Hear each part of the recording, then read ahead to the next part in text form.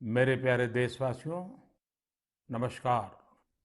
हम सबको पता है आज मेजर ध्यानचंद जी की जन्म जयंती है और हमारा देश उनकी स्मृति में इसे राष्ट्रीय खेल दिवस के रूप में मनाता भी है। मैं सोच रहा था कि शायद इस समय मेजर ध्यानचंद जी की आत्मा जहां भी होगी बहुत ही प्रसन्नता का अनुभव करती होगी, क्योंकि दुनिया में भारत की हॉकी का डंका बजाने का काम ध्यानचंद की हॉकी ने किया था।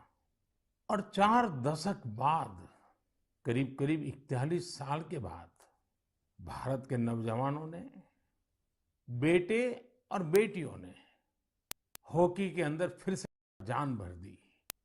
और कितने ही पदक क्यों न मिल जाए, लेकिन जब तक हॉकी में पदक नहीं मिलता, भारत का कोई भी नागरिक विजय का आनंद नहीं ले सकता है। और इस बार ओलंपिक में हॉकी का पदक मिला, 4 दशक के बाद मिला। आप कल्पना कर सकते हैं, मेजर ध्यानचंद जी के दिल पर, उनकी आत्मा पर, वो जहां होंगे वहां कितनी प्रसन्नता होती होगी। और ध्यानचंद जी का पूरा जीवन खेल को समर्पित था।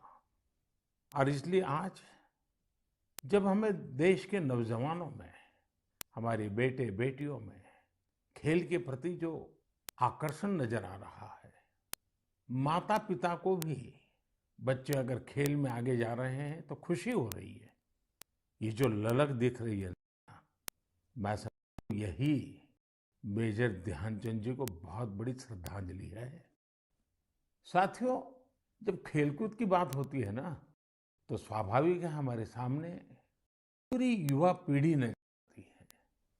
और जब युवा पीढ़ी की तरफ गौर से देखते हैं, कितना बड़ा बदलाव नजर आ रहा है।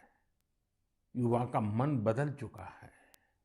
और आज का युवा मन घिसे पीटे पुराने तौर तरीकों से कुछ नया करना चाहता है, हट करके करना चाहता है। आज का युवा मन बने बनाए रास्तों पर चलना नहीं चाहता है, वो नए रास्ते बनाना चाहता है, अननोन जगह पे कदम रखना चाहता है। मंजिल भी नई, लक्ष्य भी नए, राह भी नई और चाह भी नहीं। और एक बार मन में ठान लेता है ना युवा, जी जान से जुट जाता है, दिन रात मेहनत कर रहा है। हम देखते हैं, अभी कुछ समय पहले ही भारत ने अपने स्पेस सेक्टर को ओपन किया और देखते ही देखते युवा पीढ़ी ने उस मौके को पकड़ लिया। और इसका लाभ उठाने के लिए कॉलेजों के स्टूडेंट्स, यूनिवर्सिटी, प्राइवेट सेक्टर में काम करने वाले नौजवान बढ़ चढ़ करके आगे आए हैं। और मुझे पक्का भरोसा है, आने वाले दिनों में बहुत बड़ी संख्या ऐसे सैटेलाइट्स की होगी जो हमारे युवाओं ने, हमारे छात्रों ने, हमारे कॉलेज ने, हमारी यूनिवर्सिटी ने, लैब में काम करने वाले स्टूडेंट्स ने काम किया होगा। इसी तरह आज जहां भी देखो, किसी भी परिवार में जाओ, कितना ही संपन्न परिवार हो, पढ़े लिखे परिवार हो, लेकिन अगर परिवार में नौजवान से बात करो तो वो क्या कहता है? वो अपने पारिवारिक जो परंपराओं से हट करके कहता है मैं तो स्टार्टअप करूंगा, स्टार्टअप्स में चला जाऊंगा। यानी रिस्क लेने के लिए उसका मन उछल रहा है। आज छोटे छोटे शहरों में भी स्टार्टअप कल्चर का विस्तार हो रहा है और मैं उसमें उज्जवल भविष्य के संकेत देख रहा हूं। अभी कुछ दिन पहले ही हमारे देश में खिलौनों की चर्चा हो रही थी। देखते ही देखते जब हमारे युवाओं के ध्यान में ये विषय आया, उन्होंने भी मन में ठान लिया कि दुनिया में भारत के खिलौनों की पहचान कैसे बने, और नए नए प्रयोग कर रहे हैं। और दुनिया में खिलौना का बहुत बड़ा मार्केट है, 6-7 लाख करोड़ का मार्केट है। आज भारत का हिस्सा बहुत कम है, लेकिन खिलौने कैसे बनाना, खिलौना की विविधता क्या हो, खिलौने में टेक्नोलॉजी क्या हो, चाइल्ड साइकोलॉजी के अनुरूप खिलौने कैसे हो, आज हमारे देश का युवा उसकी ओर ध्यान केंद्रित कर रहा है, कुछ कंट्रीब्यूट करने चाहता है। सर, एक और बात जो मन को खुशियों से भर भी देती है और विश्वास और मजबूत भी करती है। और वो क्या है, कभी आपने मार्क किया है? आमतौर पर हमारे यहाँ स्वभाव बन चुका था, होती है, चलो यार चलता है। लेकिन मैं देख रहा हूँ मेरे देश का युवा मन अब सर्वश्रेष्ठ की तरफ अपने आप को केंद्रित कर रहा है, सर्वोत्तम करना चाहता है, सर्वोत्तम तरीके से करना चाहता है। ये भी राष्ट्र की बहुत बड़ी शक्ति बनकर उभरेगा। साथियों, इस बार ओलंपिक ने बहुत बड़ा प्रभाव पैदा किया है। ओलंपिक के खेल पूरे हुए, अभी पैरालंपिक चल रहा है। देश को हमारे इस खेल जगत में जो कुछ भी हुआ, विश्व की तुलना में भले कम होगा, लेकिन विश्वास भरने के लिए तो बहुत कुछ हुआ। आज युवा सिर्फ स्पोर्ट्स की तरफ देख ही रहा, ऐसा नहीं है, लेकिन वह उससे जुड़ी संभावनाओं को भी और देख रहा है। उसके पूरे इकोसिस्टम को बहुत बारीकी से देख रहा है, उसके सामर्थ्य को वो समझ रहा है और किसी न किसी रूप में खुद को जोड़ना भी चाहता है। अब वो कन्वेंशनल चीजों से आगे जाकर न्यू डिसिप्लिन्स को अपना रहा है। और मेरे देशवासियों, जब इतना मोमेंटम आया है, हर परिवार में खेल की चर्चा शुरू हुई है, आप ही बताइए मुझे, क्या ये मोमेंटम को अब थमने देना चाहिए, रुकने देना चाहिए? जी नहीं, आप भी मेरी तरह ही सोचते होंगे। अब देश में खेल, खेलकूद, स्पोर्ट्स, स्पोर्ट्समैन स्पिरिट अब रुकना नहीं है। इस मोमेंटम को पारिवारिक जीवन में, सामाजिक जीवन में, राष्ट्र जीवन में स्थायी बनाना है, ऊर्जा से भर देना है, निरंतर नई ऊर्जा से भरना है। घर हो, बाहर हो, गांव हो, शहर हो, हमारे खेल के मैदान भरे हुए होने चाहिए। सब खेलें, सब खिलें। और आपको याद है ना, मैंने लाल किले से कहा था, सबका प्रयास। जी हाँ, सबका प्रयास। सबके प्रयास से ही भारत खेलों में वो ऊंचाई प्राप्त करेगा जिसका वो हकदार है। मेजर ध्यानचंद जी जैसे लोगों ने जो राह बताई है, उसमें आगे बढ़ना हमारी जिम्मेवारी है। बरसों बाद देश में ऐसा कालखंड आया है कि खेलों के प्रति परिवार हो, समाज हो, राज्य हो, राष्ट्र हो, एक मन से सब लोग जुड़ रहे हैं। मेरे प्यारे नौजवानों, हमें इस अवसर का फायदा उठाते हुए अलग अलग प्रकार के स्पोर्ट्स में महारत भी हासिल करनी चाहिए। गांव गांव खेलों की स्पर्धाएं निरंतर चलती रहनी चाहिए। स्पर्धा में से ही खेल विस्तार होता है, खेल विकास होता है, खिलाड़ी भी उसी में से निकलते हैं। आइए, हम सभी देशवासी इस मोमेंटम को जितना आगे बढ़ा सकते हैं, जितना योगदान हम दे सकते हैं, सबका प्रयास, इस मंत्र से साकार करके दिखाएं। मेरे प्यारे देशवासियों, कल जन्माष्टमी का महापर्व भी है। जन्माष्टमी का यह पर्व यानी भगवान श्री कृष्ण के जन्म का पर्व। हम भगवान के सब स्वरूपों से परिचित हैं। नटखट कन्हैया से लेकर के विराट रूप धारण करने वाले कृष्ण तक, शास्त्र सामर्थ्य से लेकर के शस्त्र सामर्थ्य वाले कृष्ण तक, कला हो, सौंदर्य हो, माधुर्य हो, कहाँ कहाँ कृष्ण है। लेकिन ये बातें मैं इसलिए कर रहा हूं कि जन्माष्टमी से कुछ दिन पूर्व मैं एक ऐसे दिलचस्प अनुभव से गुजरा हूं, तो मेरा मन करता है मैं ये बातें आपसे करूं। आपको याद होगा, इस महीने की 20 तारीख को भगवान सोमनाथ मंदिर से जुड़े निर्माण कार्यों का लोकार्पण किया गया है। सोमनाथ मंदिर से 3-4 किलोमीटर दूरी पर ही भालका तीर्थ है। ये भालका तीर्थ वो है जहां भगवान श्री कृष्ण ने धरती पर अपनी अंतिम पल बिताई थी। एक प्रकार से इस लोक की उनकी लीलाओं का वहां समापन हुआ था। सोमनाथ ट्रस्ट द्वारा उस सारे क्षेत्र में विकास के बहुत सारे काम चल रहे हैं। मैं भालका तीर्थ और वहां हो रहे कार्य के बारे में सोच ही रहा था कि मेरी नजर एक सुंदर सी आर्ट बुक पर पड़ी।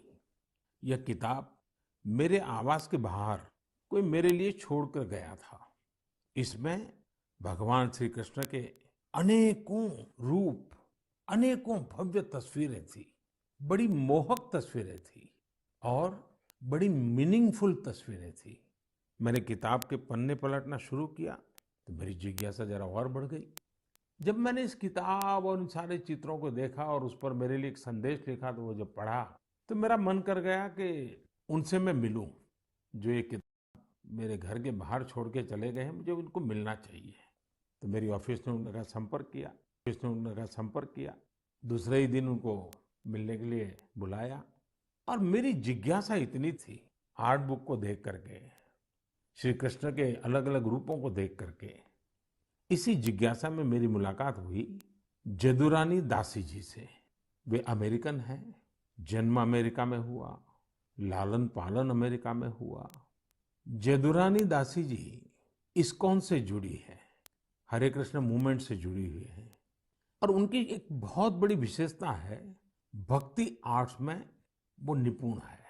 आप जानते हैं अभी 2 दिन बाद ही 1 सितंबर को इस्कॉन के संस्थापक श्रील प्रभुपाद स्वामी जी की 125वीं जयंती है। जदुरानी दासी जी इसी सिलसिले में भारत आई थी। मेरे सामने बड़ा सवाल ये था कि जिनका जन्म अमेरिका में हुआ, जो भारतीय भावों से इतना दूर रही, वो आखिर कैसे भगवान श्री कृष्ण के मोहक चित्र बना लेती है। मेरी उनसे लंबी बात हुई थी, लेकिन मैं आपको उसका कुछ हिस्सा सुनाना चाहता हूँ। Jadurani ji, Hare Krishna. I have read a little about bhakti art, but tell our listeners more about it. Your passion and interest towards it is great.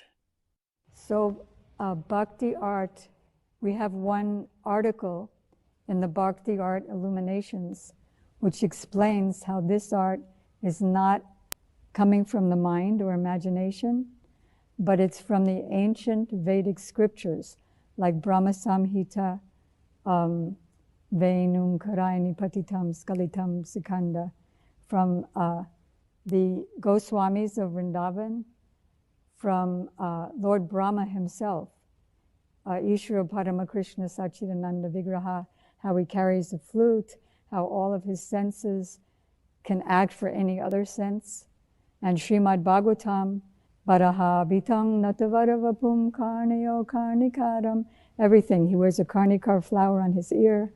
He makes the impressions of his lotus feet all over the land of Vrindavan.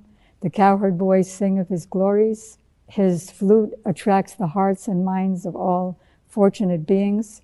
So everything is from the ancient Vedic scriptures. And the power of the scriptures, which are coming from transcendental personalities, and the pure devotees who are bringing it, the art has their power, and that's why it's transformational. It's not my power at all. Jadurani ji, I have one different type of question for you. Since 1966, in a way, and from 1976 physically, you have been associated with India for long. Will you please tell me, what does India mean to you? Prime Minister Ji, India means everything to me. I was mentioning, I think, to the Honorable President a few days ago that India has come up so much in technical advancement and following the West very well with Twitter and Instagram and iPhones and big buildings and so much facility. But I know that that's not the real glory of India. What makes India glorious is the fact that Krishna himself, the Avatari, appeared here. And all the avatars appeared here. Lord Shiva appeared here. Lord Ram appeared here. All the holy rivers are here. All the holy places of Vaishnava culture are here. And so India, especially Vrindavan, is the most important place in the universe. Vrindavan is the source of all the Vaikuntha planets, the source of Dwarka, the source of the whole material creation. So I love India. Thank you Jadurani ji. Hare Krishna. साथियों, दुनिया के लोग जब आज भारतीय अध्यात्म और दर्शन के बारे में इतना कुछ सोचते हैं, तो हमारी भी जिम्मेदारी है कि हम अपनी इन महान परंपराओं को आगे लेकर जाएं। जो कालबाह्य है उसे छोड़ना ही है, लेकिन जो कालातीत है उसे आगे भी ले जाना है। हम अपने पर्व मनाएं, उसकी वैज्ञानिकता को समझें, उसके पीछे के अर्थ को समझें।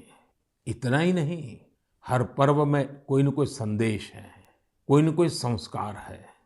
हमें इसे जानना भी है, जीना भी है और आने वाली पीढ़ियों के लिए विरासत के रूप में उसे आगे बढ़ाना भी है।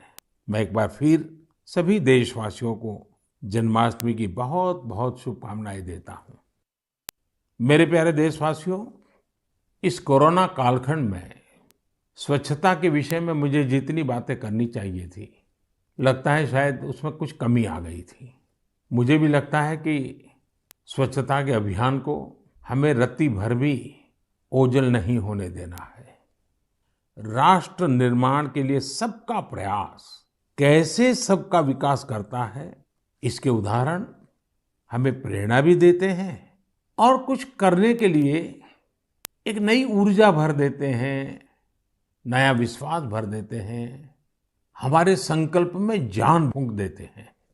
हम ये भली बात ही जानते हैं कि जब भी स्वच्छ भारत अभियान की बात आती है तो इंदौर का नाम आता ही आता है, क्योंकि इंदौर ने स्वच्छता के संबंध में अपनी एक विशेष पहचान बनाई है और इंदौर के नागरिक इसके अभिनंदन के अधिकारी भी हैं।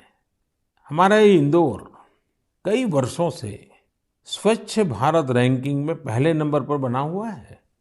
अब इंदौर के लोग स्वच्छ भारत के इंदौर कई वर्षों से स्वच्छ भारत रैंकिंग में पहले नंबर पर बना हुआ है। अब इंदौर के लोग स्वच्छ भारत के इस रैंकिंग से संतोष पा करके बैठना नहीं चाहते हैं। वे आगे बढ़ना चाहते हैं, कुछ नया करना चाहते हैं। और उन्होंने क्या मन में ठान ली है, उन्होंने वाटर प्लस सिटी बनाए रखने के लिए जी जान से जुटे हुए हैं। वाटर प्लस सिटी यानी ऐसा शहर जहां बिना ट्रीटमेंट के कोई भी सीवेज किसी सार्वजनिक जल स्रोत में नहीं डाला जाता।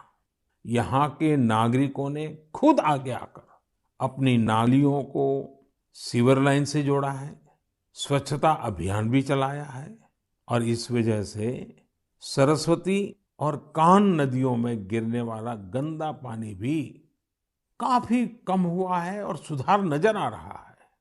आज जब हमारा देश आजादी का अमृत महोत्सव मना रहा है, तो हमें याद रखना है कि स्वच्छ भारत अभियान के संकल्प को हमें कभी भी मंद नहीं पड़ने देना है। हमारे देश में जितने ज्यादा शहर वाटर प्लस सिटी होंगे, उतना ही स्वच्छता भी बढ़ेगी, हमारी नदियां भी साफ होगी और पानी बचाने की एक मानवीय जिम्मेवारी निभाने के संस्कार भी होंगे।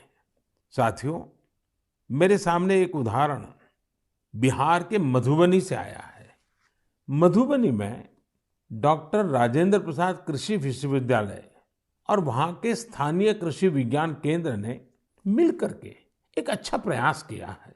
इसका लाभ किसानों को तो हो ही रहा है, इससे स्वच्छ भारत अभियान को भी नई ताकत मिल रही है। विश्वविद्यालय की इस पहल का नाम है सुखेत मॉडल। सुखेत मॉडल का मकसद है गांवों में प्रदूषण को कम करना। इस मॉडल के तहत गांव के किसानों से गोबर और खेतों घरों से निकलने वाला अन्य कचरा इकट्ठा किया जाता है और बदले में गांव वालों को रसोई गैस सिलेंडर के लिए पैसे दिए जाते हैं। जो कचरा गांव से एकत्रित होता है, उसके निपटारे के लिए वर्मी कंपोस्ट बनाने का भी काम किया जा रहा है। यानी सुखेत मॉडल के 4 लाभ तो सीधे सीधे नजर आते हैं। एक तो गांव को प्रदूषण से मुक्ति, दूसरा गांव को गंदगी से मुक्ति, तीसरा गांव वालों को रसोई गैस सिलेंडर के लिए पैसे और चौथा गांव के किसानों को जैविक खाद। आप सोचिए, इस तरह के प्रयास हमारे गांवों की शक्ति कितनी ज्यादा बढ़ा सकते हैं। यही तो आत्मनिर्भरता का विषय है। मैं देश की प्रत्येक पंचायत से कहूंगा कि ऐसा कुछ करने का वो भी अपने यहाँ जरूर सोचें। और साथियों, जब हम एक लक्ष्य लेकर निकल पड़ते हैं ना, तो नतीजे का मिलना निश्चित होता है। आप देखिए ना, हमारे तमिलनाडु में शिवगंगा जिले की कांजीरंगाल पंचायत, देखिए इस छोटी सी पंचायत ने क्या किया। यहाँ पर आपको वेस्ट से वेल्थ का एक और मॉडल देखने को मिलेगा। यहाँ ग्राम पंचायत ने स्थानीय लोगों के साथ मिलकर कचरे से बिजली बनाने का एक लोकल प्रोजेक्ट अपने गांव में लगा दिया है। पूरे गांव से कचरा इकट्ठा होता है, उससे बिजली बनती है और बचे हुए प्रोडक्ट्स को कीटनाशक के रूप में बेच भी दिया जाता है। गांव के इस पावर प्लांट की क्षमता प्रतिदिन 2 टन कचरे के निस्तारण की है। इससे बनने वाली बिजली गांव की स्ट्रीट लाइट्स और दूसरी जरूरतों में उपयोग हो रही है। इससे पंचायत का पैसा तो बच ही रहा है, वो पैसा दूसरे विकास के कामों में इस्तेमाल किया जा रहा है। अब मुझे बताइए, तमिलनाडु के शिवगंगा जिले की एक छोटी सी पंचायत हम सभी देशवासियों को कुछ करने की प्रेरणा देती है कि नहीं देती है? कमाल ही किया है ना उन्होंने। मेरे प्यारे देशवासियों, मन की बात अब भारत की सीमाओं तक सीमित नहीं रही है। दुनिया के अलग अलग कोने में भी मन की बात की चर्चा होती है और विदेशों में रहने वाले हमारे भारतीय समुदाय के लोग हैं, वे भी मुझे बहुत सी नई नई जानकारियां देते रहते हैं। और मुझे भी कभी कभी मन की बात में विदेशों में जो अनोखे कार्यक्रम चलते हैं उसकी बातें आपके साथ शेयर करना अच्छा लगता है। आज भी मैं आपका कुछ ऐसे लोगों से परिचय कराऊंगा, लेकिन उससे पहले मैं आपको एक ऑडियो सुनाना चाहता हूँ। थोड़ा गौर से सुनिएगा। Radio unity 90 FM, radio unity 90 FM। नमो नमः सर्वेभ्यः। मम नाम गंगा। भवन्तु शृण्वन्तु रेडियो यूनिटी 90 FM, एक भारत श्रेष्ठ भारत। अहम् एकता मूर्तेयाः मार्गदर्शिका एवं रेडियो यूनिटी माध्यमे आर्जे अस्मि। अद्य संस्कृत दिनम् अस्ति। सर्वेभ्यः बहवः शुभकामनाः अस्ति। सरदार वल्लभभाई पटेल महोदयस्य लौहपुरुषः इति उच्यते। 13विंशतिसहस्रतमे वर्षे लौहसङ्ग्रहस्य अभियानं प्रारब्धम्। 34 टन् परिमितं लौहस्य गलनं कृतम्। झारखण्डस्य एकः कृषकः मृद्गरस्य दानं कृतवान्। भवन्तु शृण्वन्तु रेडियो यूनिटी 90 FM, एक भारत श्रेष्ठ Bharat. Radio unity 90 FM, radio unity 90 FM। साथियों, भाषा तो आप समझ गए होंगे। ये रेडियो पर संस्कृत में बात की जा रही है और जो बात कर रही हैं वो है आरजे गंगा। आरजे गंगा गुजरात के रेडियो जॉकीज के ग्रुप की एक सदस्य हैं। उनके और भी साथी हैं, जैसे आरजे नीलम, आरजे गुरु और आरजे हेतल। ये सभी लोग मिलकर गुजरात में केवड़िया में इस समय संस्कृत भाषा का मान बढ़ाने में जुटे हुए हैं। और आपको मालूम है ना, ये केवड़िया वही है जहां दुनिया का सबसे ऊंचा स्टैच्यू, हमारे देश का गौरव, स्टैच्यू ऑफ यूनिटी जहां पर है, उस केवड़िया की मैं बात कर रहा हूं। और ये सब ऐसे रेडियो जॉकीज हैं जो एक साथ कई भूमिकाएं निभाते हैं। एक गाइड के रूप में भी अपनी सेवा देते हैं और साथ साथ community radio initiative radio unity 90 FM उसका संचालन भी करते हैं। ये आरजेस अपने श्रोताओं से संस्कृत भाषा में बात करते हैं, उन्हें संस्कृत में जानकारी उपलब्ध कराते हैं। साथियों, हमारे यहाँ संस्कृत के बारे में कहा गया है, अमृतम संस्कृतम मित्र सरसम सरलम वचः एकता मुल्कम राष्ट्रे ज्ञान विज्ञान पोषकम, अर्थात हमारी संस्कृत भाषा सरस भी है, सरल भी है। संस्कृत अपने विचारों, अपने साहित्य के माध्यम से ये ज्ञान विज्ञान और राष्ट्र की एकता का भी पोषण करती है, उसे मजबूत करती है। संस्कृत साहित्य में मानवता और ज्ञान का ऐसा ही दिव्य दर्शन है जो किसी को भी आकर्षित कर सकता है।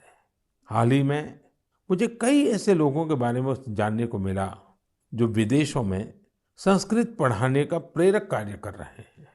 ऐसे एक व्यक्ति हैं श्रीमान रटगर कॉर्टेनहॉर्स्ट, जो आयरलैंड में संस्कृत के जाने माने विद्वान और शिक्षक हैं और वहाँ के बच्चों को संस्कृत पढ़ाते हैं।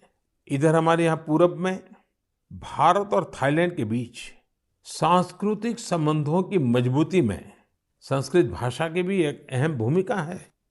डॉक्टर चिरापत प्रपंड विद्या और डॉक्टर कुसुमा रक्षामणि, ये दोनों थाईलैंड में संस्कृत भाषा के प्रचार प्रसार में बहुत महत्वपूर्ण भूमिका निभा रहे हैं। उन्होंने थाई और संस्कृत भाषा में तुलनात्मक साहित्य की रचना भी की है। ऐसे ही एक प्रोफेसर हैं श्रीमान बोरिस जाखरिन, रशिया में मॉस्को स्टेट यूनिवर्सिटी में ये संस्कृत पढ़ाते हैं। उन्होंने कई शोध पत्र और पुस्तकें प्रकाशित की हैं। उन्होंने कई पुस्तकों का संस्कृत से रूसी भाषा में अनुवाद भी किया है। इसी तरह सिडनी संस्कृत स्कूल ऑस्ट्रेलिया के उन प्रमुख संस्थानों में से एक है जहां विद्यार्थियों को संस्कृत भाषा पढ़ाई जाती है। ये स्कूल बच्चों के लिए संस्कृत ग्रामर कैंप, संस्कृत नाटक और संस्कृत दिवस जैसे कार्यक्रमों का भी आयोजन करते हैं। साथियों, हाल के दिनों में जो प्रयास हुए हैं उनसे संस्कृत को लेकर एक नई जागरूकता आई है।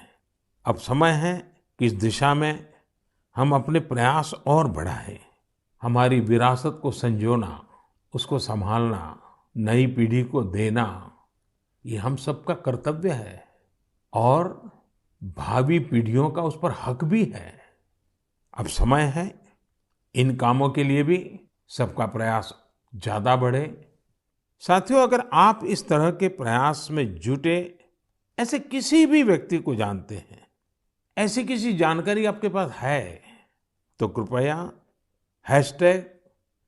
#सेलिब्रेटिंग संस्कृत के साथ सोशल मीडिया पर उनसे संबंधित जानकारी जरूर साझा करें।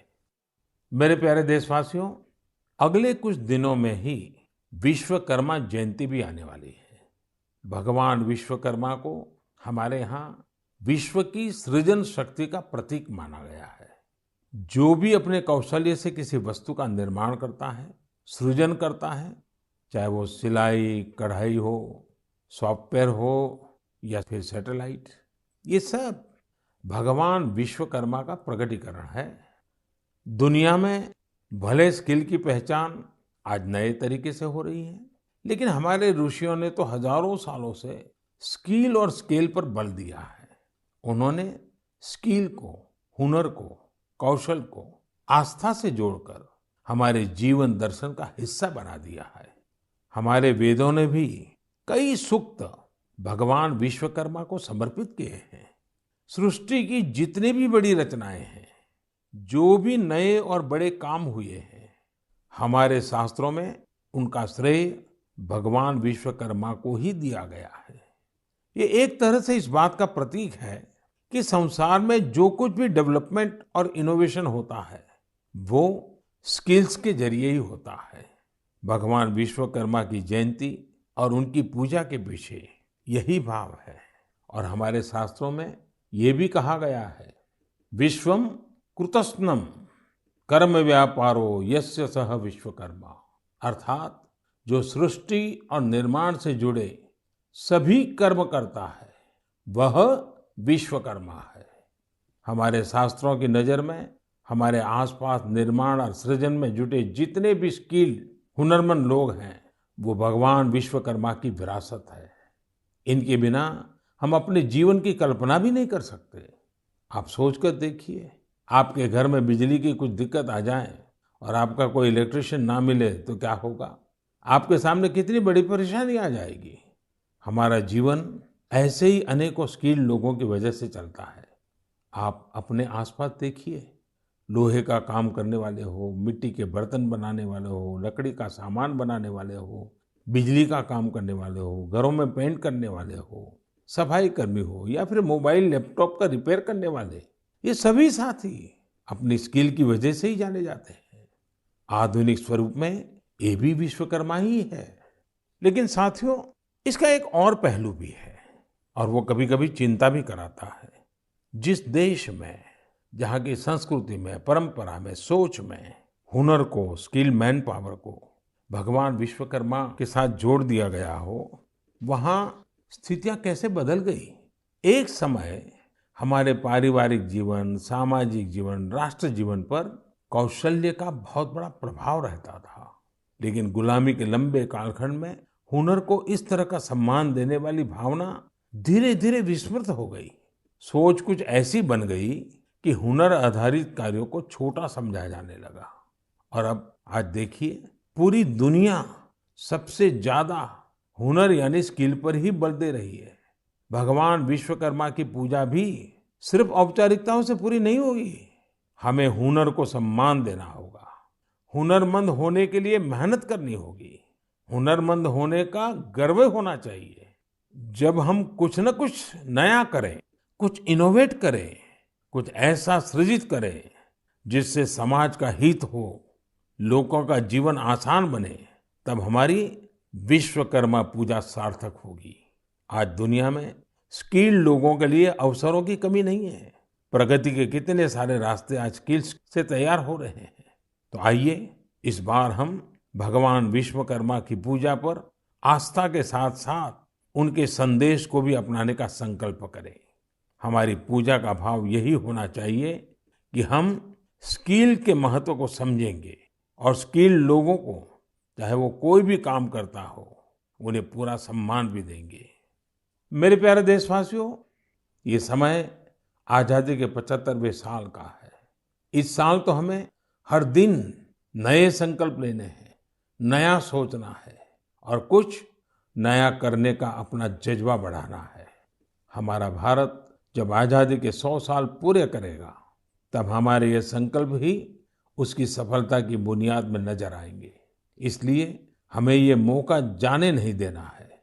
हमें इसमें अपना ज्यादा से ज्यादा योगदान देना है। और इन प्रयासों के बीच हमें एक बात और याद रखनी है, दवाई भी कड़ाई भी। देश में 62 करोड़ से ज्यादा वैक्सीन की डोज दी जा चुकी है। लेकिन फिर भी हमें सावधानी रखनी है, सतर्कता रखनी है। और हाँ, हमेशा की तरह जब भी आप कुछ नया करें, नया सोचें, तो उसमें मुझे भी जरूर शामिल करिएगा। मुझे आपके पत्र और मैसेजेस का इंतजार रहेगा। इसी कामना के साथ आप सभी को आने वाले पर्वों की एक बार फिर ढेरों बधाइयाँ। बहुत बहुत धन्यवाद। नमस्कार।